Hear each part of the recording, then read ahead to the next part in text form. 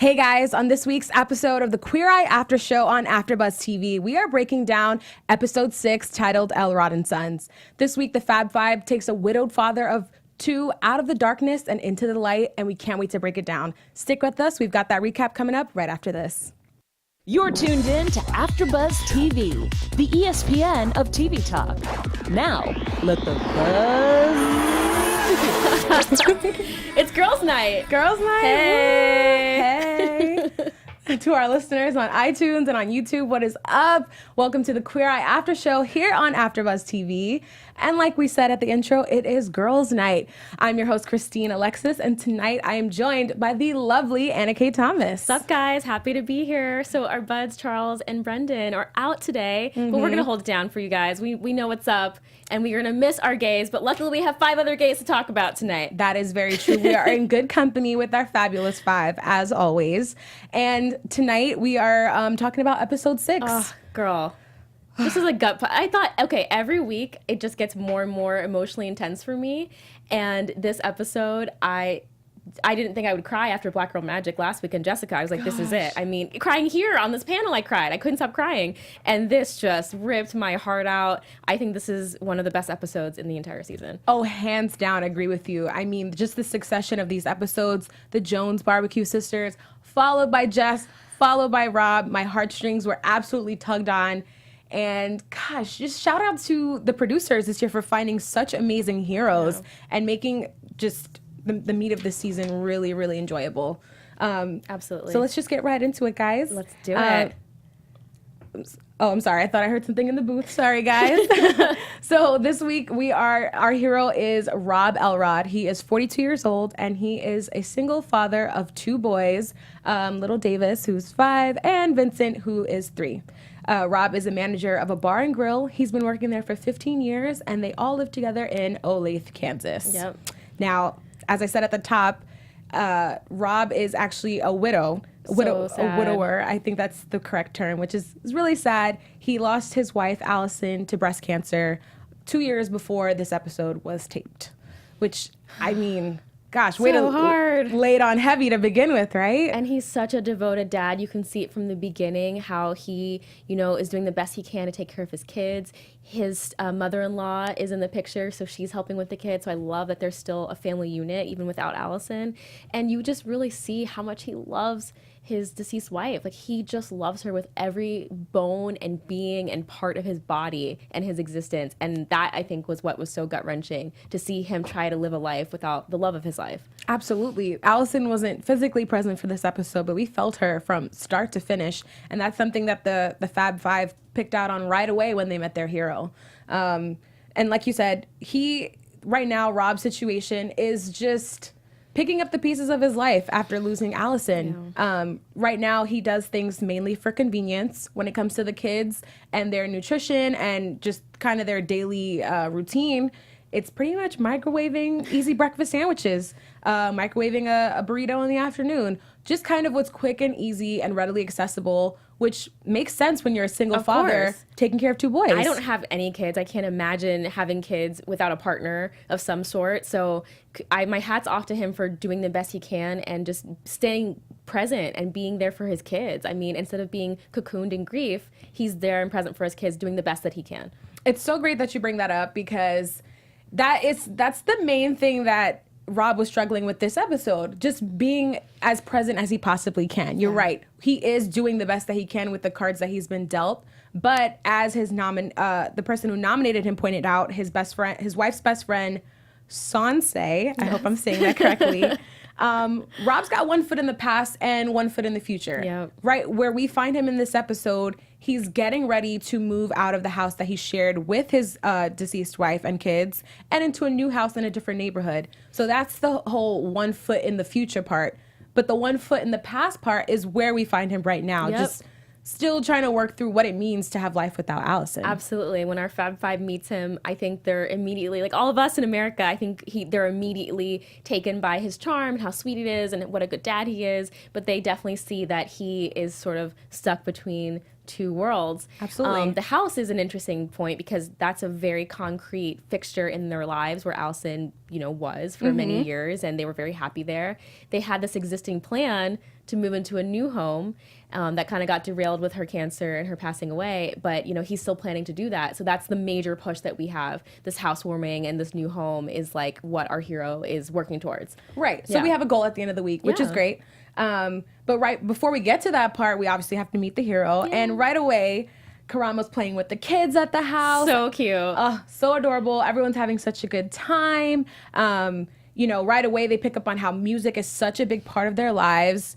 The kids are, they find a guitar in the house, a drum set, old concert tickets, and Karamo right away is picking up on the fact that this is a common thread that the family has had for years that, might just be pushed to the back now that, I don't want to say they're in survival mode, but they really kind of are just figuring out what day-to-day life is together. Absolutely. And I love our boy Karamo. He's always picking up on those little clues of what's going on. And so we see that play out further in the episode too. Absolutely. We get classic Antoni moments as he examines the fridge and of course is taken back by all of the prepackaged food.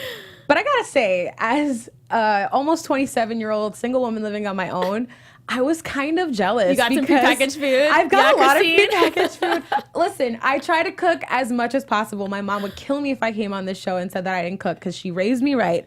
But this industry that we're in, the busy lifestyle that we live, girl, I'd be lying if I didn't tell you that those like breakfast sandwiches are not a staple in my freezer. So I don't blame the guy. Yeah, absolutely. Exactly. Like we said, he's just doing the best he can. And like, he's just trying to be a good dad. His kids are fed and that's what he cares about. Their teeth are brushed. They have clothes on their backs and they're all sort of like surviving, trying to thrive, trying to find their way. Absolutely. And I love that you said that their teeth are brushed because that takes me to Jonathan, who has a little moment, of course, as he does with his hero. So just find out where they are in their grooming and self-care journey.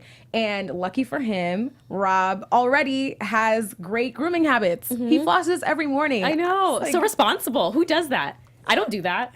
I try. I say I do when I go to the dentist. I'm like, yeah, I floss. But I really floss for 2 weeks before I go for my visit. Nice. So that it's not that painful. Smart. Right? But I was like, oh my gosh, he's really got it together.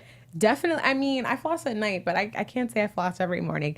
But Rob is pushing me to get on my game, so shout out to him. So he's got that to work with, and Tan has a conversation with him as well. At this point, they kind of go through the house, what's really left of it, since a lot of things are in boxes at this point, and they get an idea of the things that Rob likes to wear. And he's a dad, a father of two. He kind of dresses for comfort, for accessibility. Why not? He's running around chasing after these kids. He needs to look decent and be ready to take care of them at the end of the day. But one thing that was really interesting about this scene with Tan is that going through the room, you notice that half the room, aside from the fact that they've packed things up to be moved, half of it is just completely untouched because it still belongs to Allison. I know. That was hard. I think that was the first point for me where I sort of started to not break down, but I really just felt the human aspect of this whole makeover and this transition and the move and what physically moving will do to you. Even for me, moving across the country from New York here to LA was a very emotional, full of emotions and different things. And I wasn't going through loss. So I can't even imagine what that's like, going through loss, moving, and bringing two kids with you who also miss their mom. And you're trying to honor her without bringing her up all the time to make them sad. And so I do appreciate his respect for his wife and respect for Allison and not wanting to put his stuff in her drawers. And he sleeps on his side of the bed still. And he's in this habit and these routines. And I just thought it was such a beautiful love story. It was honestly just so relatable. He's literally said at one point, I didn't want to take Allison's space. And they kind of talk about what that means. And just literally down to not sleeping on that person's side of the bed. I can't imagine. I mean, I honestly think I would do the same thing. How could you just roll over into the place where your loved one was and not feel that absence every night? Which is why I think that this move is so timely. Like, the fact that was the end of the week goal to get him ready for this housewarming, I was like, whew, this makes sense for where Rob is at. Am I right? Absolutely. You are so right, girl. Absolutely. Oh, man. But So before they get out of the house and move on, Bobby also does, he takes some inventory about what needs to be done, which in this case is great because he has a clean slate to work with. But Bobby, we'll see later. Bobby loves painting everything dark. I just have to say it. It's like his one crutch. So we'll talk about that later, but I just thought that was very, very interesting. But yeah, he's a clean slate. How amazing. No demo, no, major renovations. I thought it was fantastic that he had such a clean, he could be very tailored to Rob's needs. Yeah, and he's also helping Rob create what he wants his future to look like right now. And the kids. Yeah. Creating a new life for them. But one delicate part of that process was also making sure that Allison wasn't forgotten in the whole process. Mm-hmm. I think that's the underlying theme of this episode, that balancing act of making sure that Allison wasn't forgotten, but remembering her in a tasteful way, like you mentioned. Absolutely. So, I love this one quote that Rob said. When he was talking about Allison with Bobby, it was so sweet. He said, "She's my angel now. I'm going to live my life as long as I can, but I'm excited to see her again." That's so beautiful. I was just like, knock me out. This is just too much. It was just, he is so respectful. And it comes down to everything with the move, with her stuff, with his children, with her mother. He's so respectful to who Allison is as a person and having her legacy live on that I thought the Fab Five, it was challenging because they had to find a way, like you were saying, to respect that, honor that, but put Rob in a position where he can eventually move forward. And what's great, too, is that, which you mentioned at the top, Rob is so charming. Like, in terms of heroes, like, the sweetest guy ever. You just want to hug him when you see him. Yeah. And I thought it was great, too, that the Fab Five had someone that already was willing and wanting to walk into this new phase of their life. It wasn't necessarily about shifting his mentality in that way, but just kind of like pushing him and like literally just steering him in that direction and saying it's okay to move forward this way. Sometimes when you're internally grieving, you need someone outside looking in to tell you it's okay, because you probably are harboring the guilt and the weight of those emotions. So I completely agree with you. Definitely. Actually, on that note, I love this quote that Jonathan says later in the episode. He says, "In the face of unspeakable tragedy, there are little moments where you can find joy. Far be it for us to be able to create a little pocket of joy so you can put one foot in front of the other and show up not only for yourself, but for the people depending on you. I can't tell you what your pocket of joy is, but you need to have her." Oh, everyone needs to find their pocket of joy. I mean, come on. That is so sweet. And honestly, Jonathan has become, for me, I said this too, it's a little controversial, you guys, I know. He wasn't my favorite in the beginning of Queer Eye, the reboot. And not that I didn't like, not that I had like a disdain for him or anything, but he just didn't stand out for me. And I was like, oh, who's this guy? And like, and he has really emerged through this season as just being one of the most down-to-earth, heartfelt cast members. And I love him, and especially the way he connected and opened up about his stepdad passing away. Oh, we're going to get to that. I just connected with him so much, and I have a new level of respect for what Jonathan brings to Queer Eye. I really do. Absolutely. What would Queer Eye be without JVN, guys? Nothing. I mean, maybe not nothing, but just a little less fabulous, and we can't have that. Can't.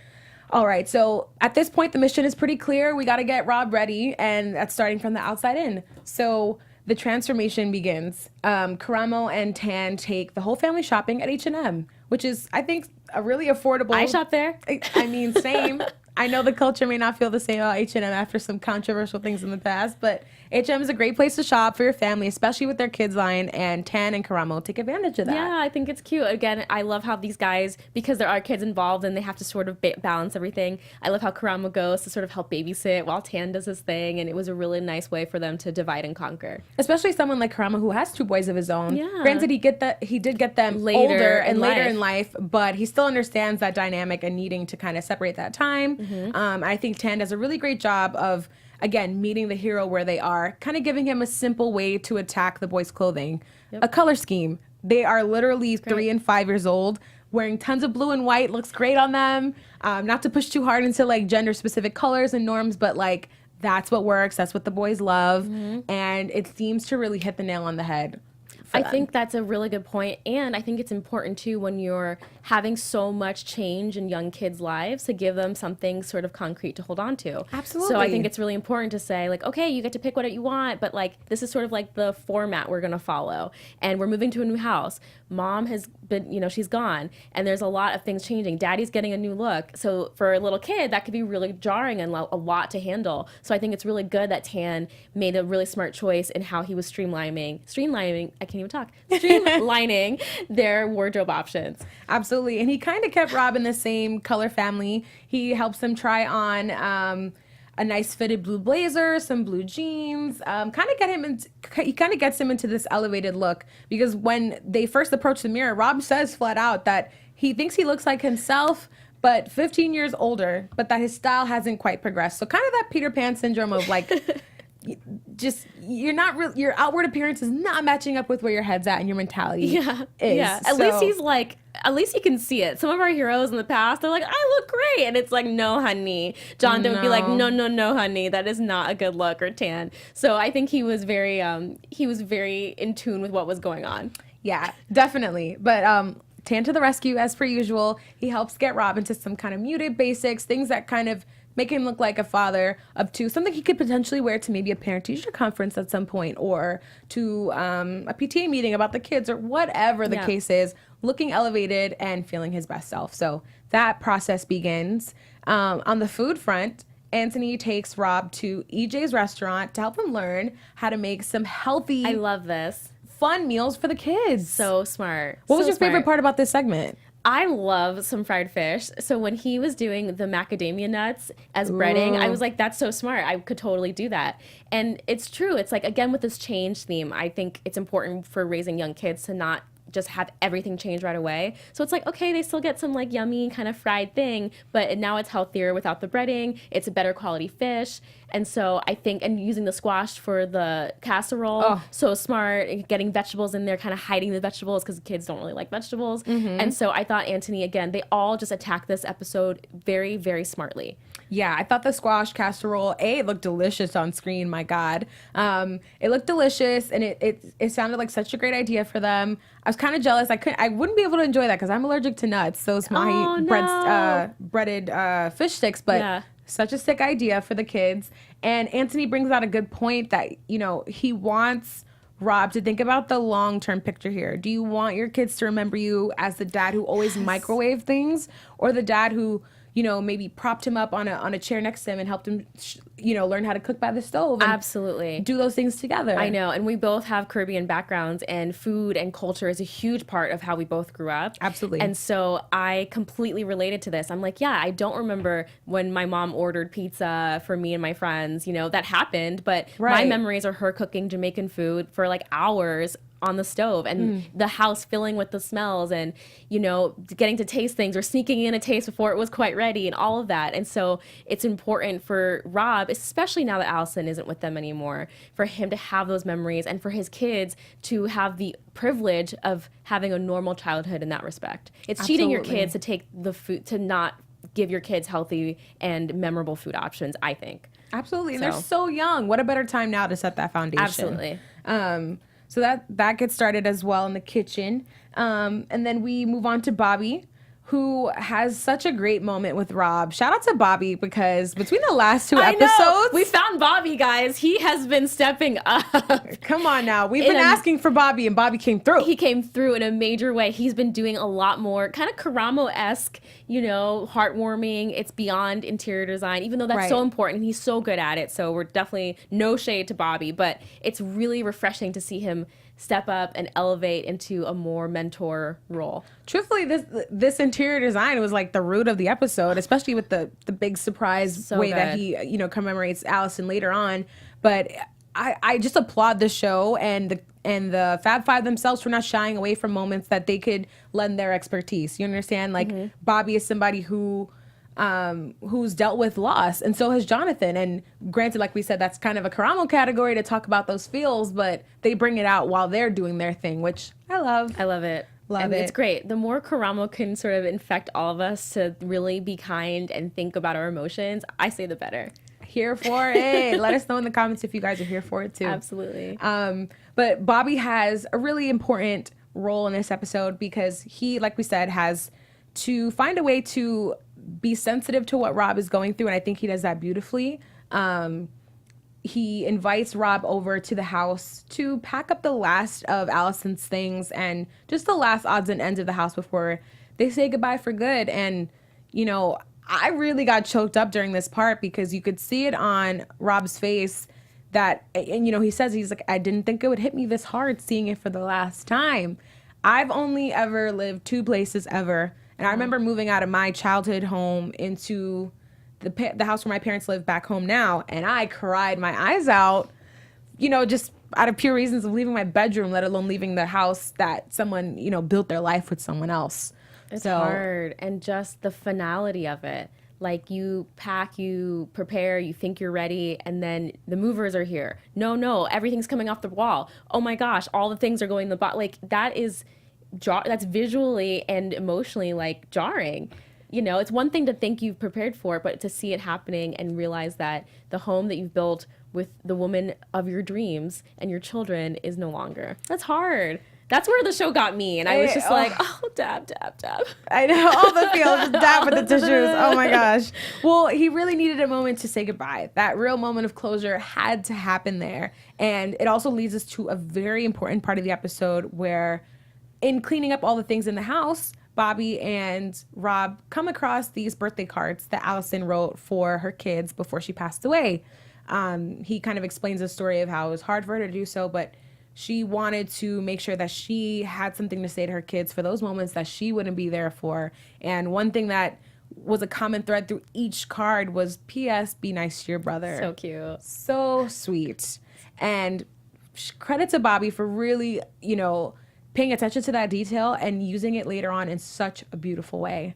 I know you said at the top that you really related to this episode and feelings of loss. Do you want to share that with us? Yeah, it's like, you know, I've had a lot of loss in my life where it's friends who passed away early from, like, you know, at car accidents, or my grandmother. And I really, you know, I'm not going to cry again because I cried last week, but I really, I know, it's like therapy in here. I really respect the way that they honored Allison, and to think, I'm very empathetic. So to think about putting myself in that position as a mother, it would be so hard to be writing letters to your children for memories that you'll never be a part of.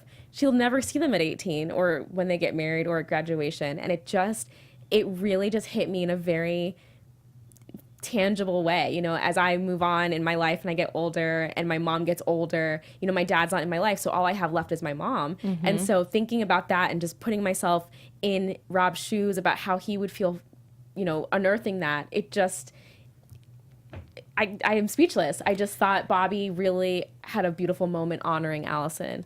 Absolutely. And it goes back to something Karamo mentioned earlier when they first got into the house, of just, you know, seeing the pieces of her strewn about it. You relive the grief each and every time. So putting them together in a little way, which we'll talk about later, it was hands down. I know we keep saying it, but just such a beautiful way to honor her.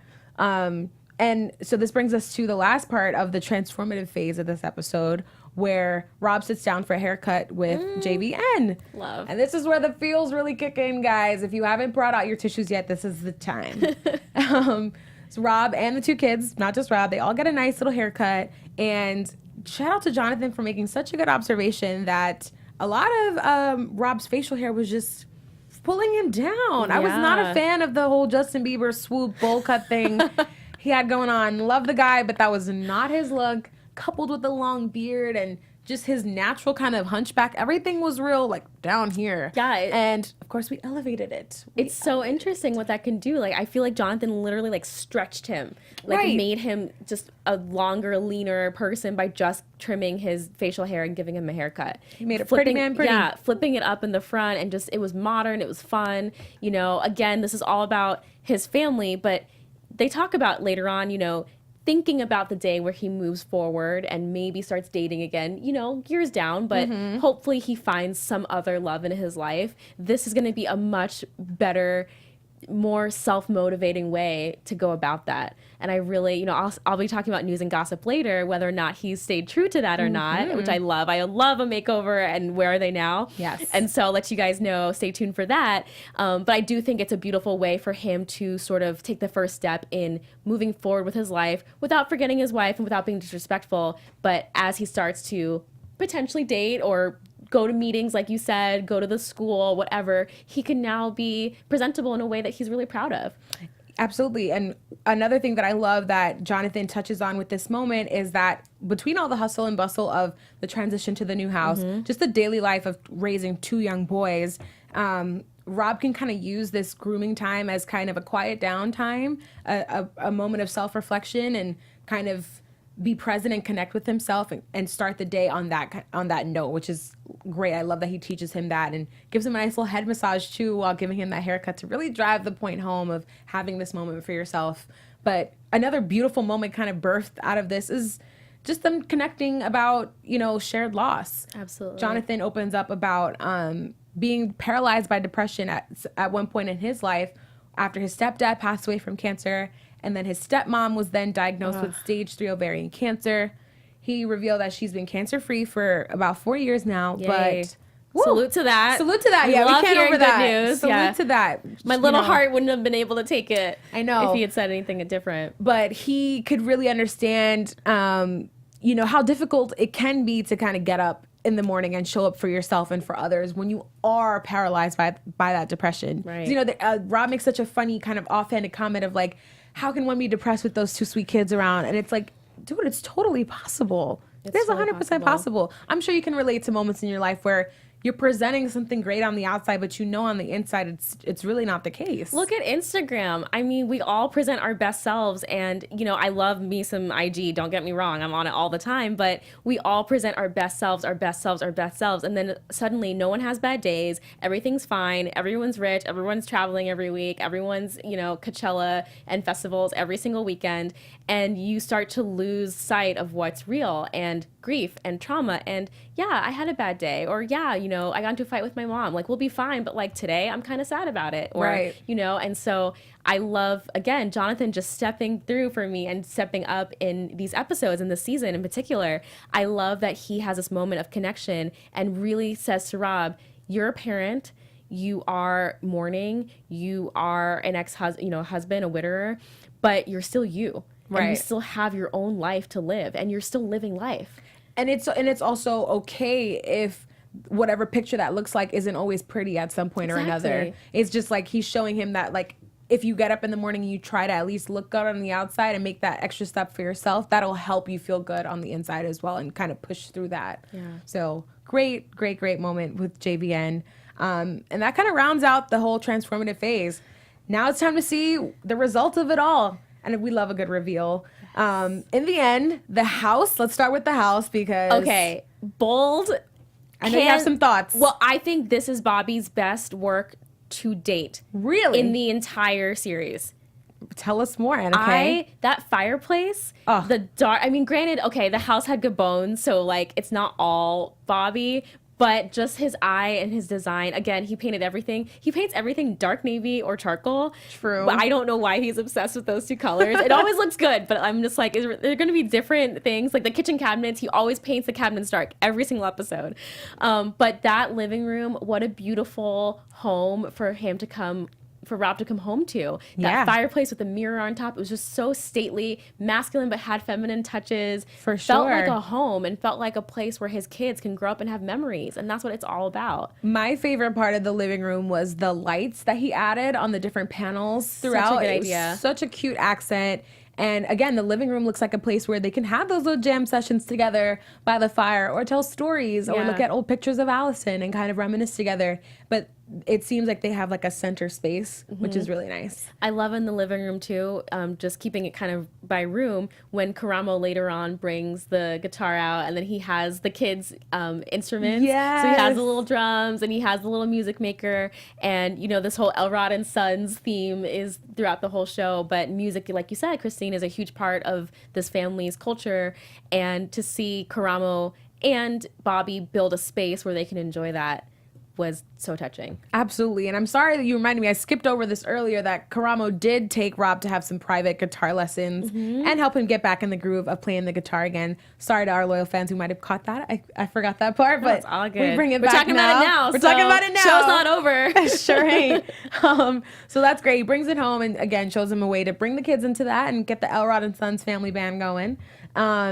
Back to the house again, we see Rob's beautiful private bedroom, which I love. Has that masculine touch with little bits of femininity in there. Like you said, if maybe he gets a girlfriend later on in life. The future. I think, it's inviting. Yeah, it's inviting. And it very much feels like his cave, like very much daddy's room, which I think he needs as he goes through the motions of everything. Just to have that moment to himself before facing the world and his kids every day. Exactly. And then we get to the looks, of course. I love this part of the episode too, where Tan kind of has the heroes just model to the guys. I mean, what's better than a group full of people saying, "Yes, queen, you look good." I know. If I could have that every day of my life, like where would I be? I think it would be a lot easier for me to get ready for parties knowing that I had them waiting for me to tell me yes or no, and I'd feel great. I know we are running out of time, so let's get through this. We see Tan put Rob in two different looks. The first is a leather jacket, a maroon shirt, some light blue jeans, and some Converse. I will say I was not the biggest fan of this look, only because I felt like Rob still looked very young with the Converse. It felt like almost like cringy cool dad too much. I don't know. I see where they were going, though. I see the direction. Right. I did love the second look, though, which I thought was much more appropriate, which was a denim jacket, a white linen shirt, some chinos, and some shoes that really complemented it all together. Yeah. In the end, the Fab Five were able to help Rob live out Allison's dream of her family moving on to a happy, healthy lifestyle and a fresh start, guys. I agree. I want to just say, too, I want to point out that the little credenza that Bobby built with the "Be nice to your brother," oh my God, hand how could I engraved forget? in Allison's words was just the perfect thing to encapsulate this entire episode and encapsulate all of her memories. So they're respecting her. She has a place in the home, but she's not everywhere. She's not on every wall, on every side table, and every picture frame. She's in one place, and the kids know they can go there and look at memories, and they can get their cards. And again, just smart. Just so smart. I mean, the emotion that came over Allison's mom, Susan's face, when Rob showed her, I was choked up all over again. I'm like, it's her baby. It's her baby. I know. It's great. So beautiful. You're right. That really just polished the entire episode together. The housewarming party is great. Everyone comes through. Rob makes an amazing toast, kind of thanking everyone for still staying in his life through it all. And you really get the sense that this is like a new beginning for him. I didn't, finish this episode feeling like, oh, okay, well, I don't know if this will actually last. I felt like he really made some strides. I can tell you if it lasts. I can tell you right now. Let us know, Anna Kay. Take it away. All right, guys, news and gossip, my favorite time.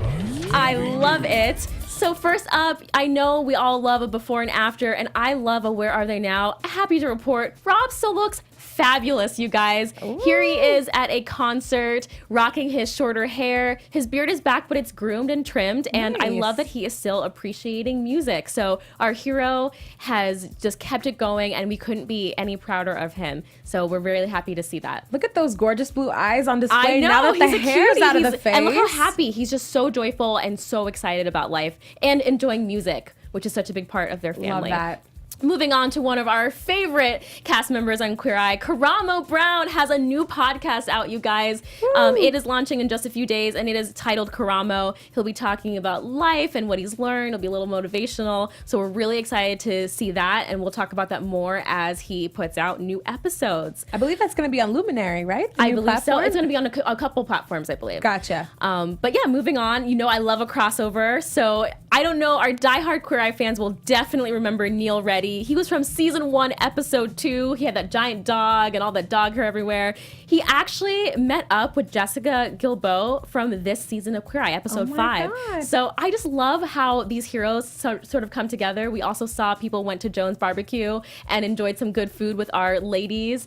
And so I just think it's so fabulous that they are all hanging out and enjoying life and life post Queer Eye. What a way to bring people together. Absolutely. And finally, happy birthday to one of our favorites, Tan in France. Yay. Happy belated. His birthday was 3 days ago on 4/20, so I wonder how he celebrated. Not sure what he's into, but either way, we are so happy to wish him a happy birthday. And for any Tan super fans out there, hit us up in the comments. Let us know your favorite Tan quote or memory or birthday wish, and maybe we'll get him to see it or something. I don't know. We'll use all the hashtags. Let's tag him. Yeah. Speaking of which, I want to thank you guys so much for watching us and being with us. If you are watching on YouTube, make sure you hit that thumbs up. If you're listening to us on iTunes, give us our 5-star rating. And we thank you so much for making us the ESPN of talk and AfterBuzz shows. And it is just such a pleasure to do this for you guys every weekend. So we really, really thank you for spending your time with us. We know it's valuable. So. Yes, everything Anna Kay said. I couldn't agree more, guys. We thank you so much for joining us each week.